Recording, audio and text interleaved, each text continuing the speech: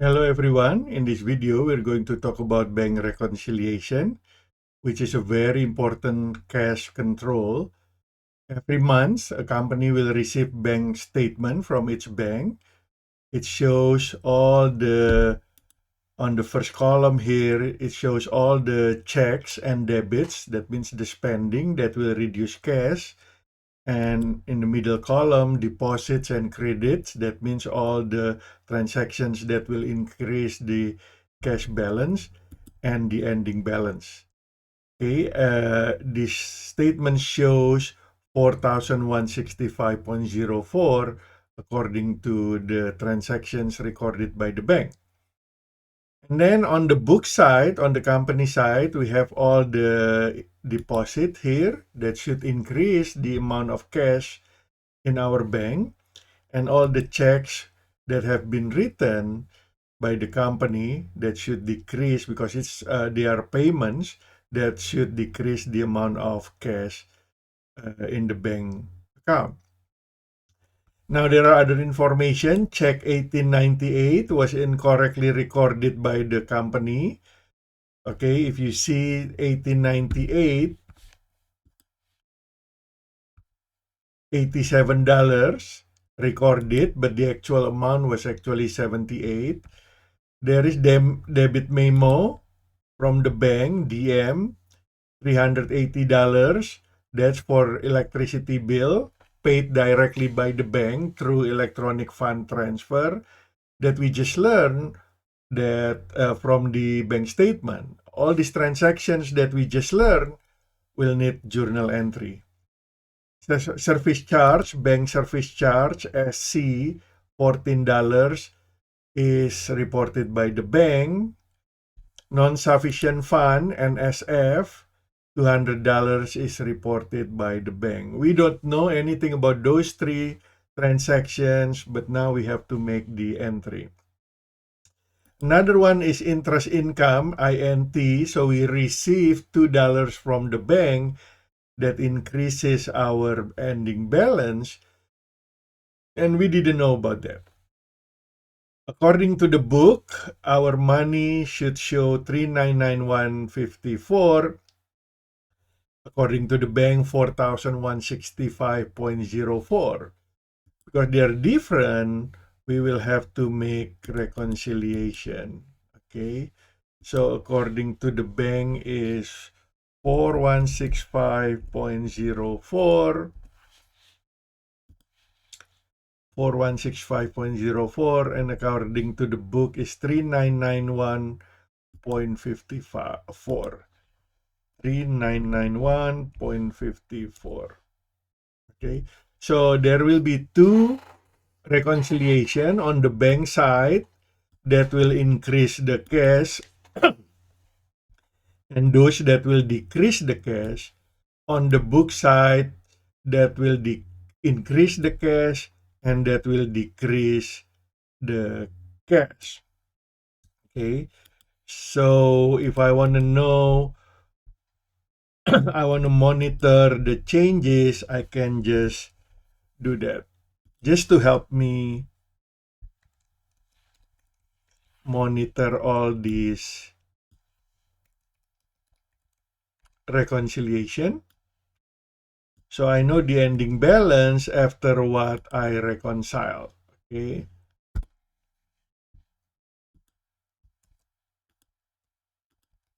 And I can always track the difference.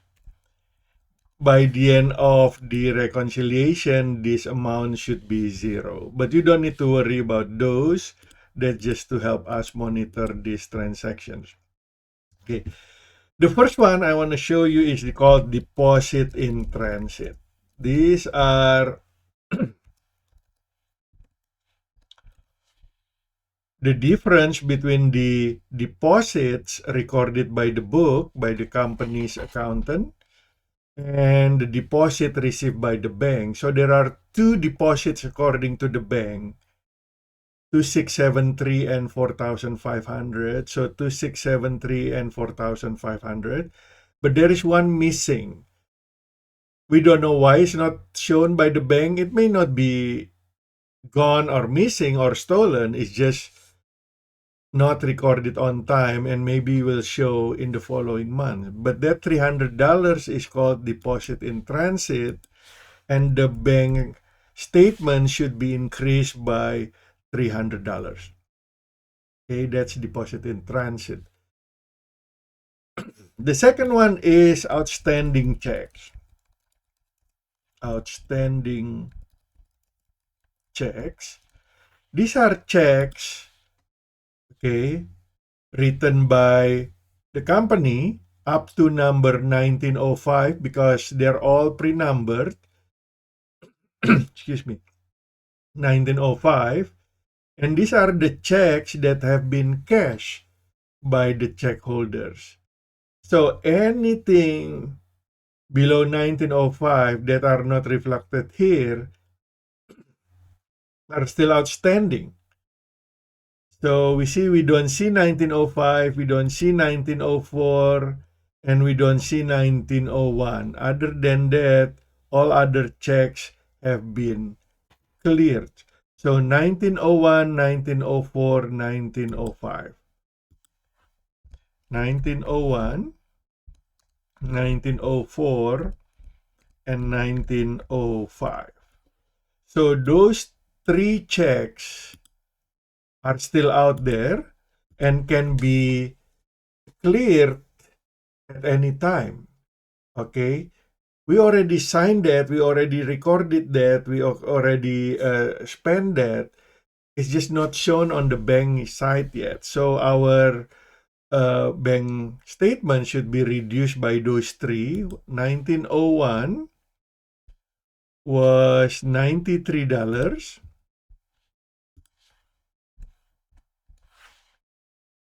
1904, $72.5. And 1905, $891. So those three are the outstanding checks. Those two groups are the first two reconciliations from the bank side. Now let's move to the book side. That means we try to identify transactions from the bank statements that we don't know. So the first one here is there is an interest income of $2. The bank gives us interest $2 that we didn't know because we just learned it from the bank statement. I think that's all from the deposits and credits.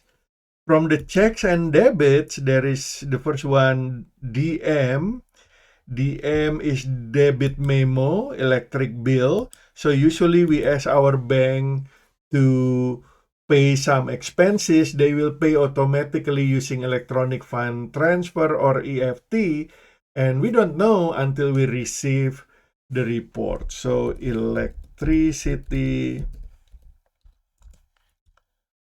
bill, and this is going to be $380. We should reduce our cash balance because of paying that bill. The second one is non-sufficient fund check, NSF check. This is a situation where our customer paid us using check for $200.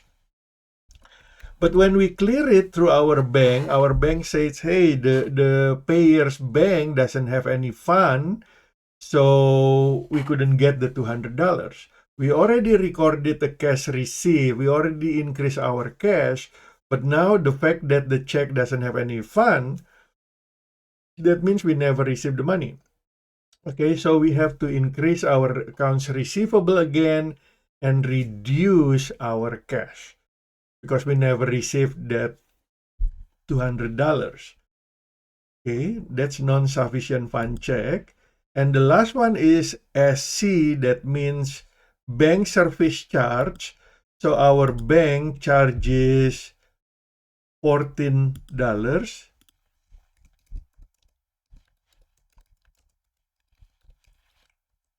probably every month, but we don't know until we see that charge on the bank statement. So these three will reduce our cash on the book side.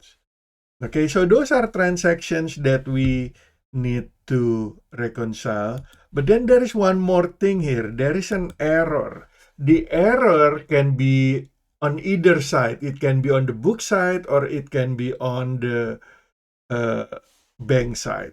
Now, this one is check number 1898, incorrectly recorded by the company. Because this mistake is done by the company on the book side, that's where we have to fix it. Okay, the actual amount was 78. It was recorded for 87. So we thought we spent 87. We actually only spent 78. So we recorded too much. So we have to add back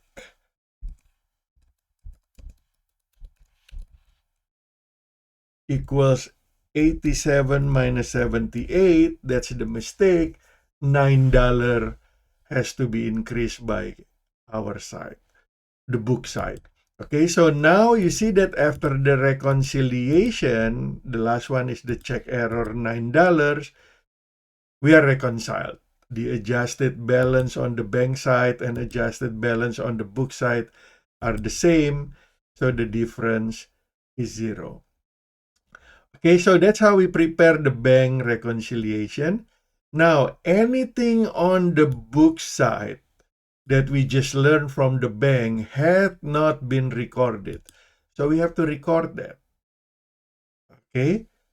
And any entry here will have to include cash, whether it's a cash increase or cash decrease. Okay, let's do the cash increase first.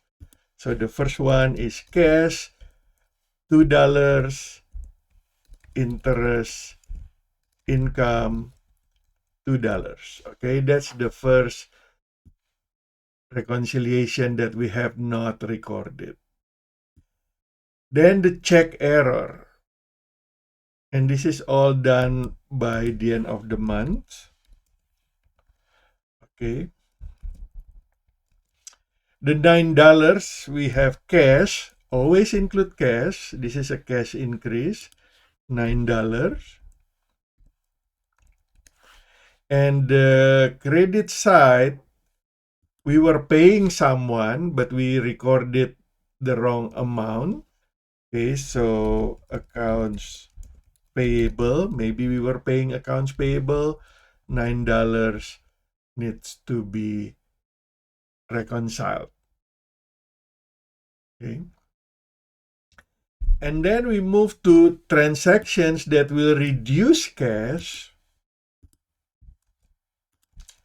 So the cash will be on credit. The first one is $380 for electricity bill. We can call it electricity expense, for example, 380. Okay, now that one is recorded. The second one, non-sufficient fund check, $200. So we have to recreate accounts receivable for that customer. Receivable. Let's say Mr. X, right? $200 because Mr. X did pay us with the check, but the check was empty, no fund. Okay, our cash has to be reduced again by $200 because we already recorded a cash receipt, $200 when Mr. X gave us the check. Now we have to cancel that. And finally, bank service charge, let's call it miscellaneous.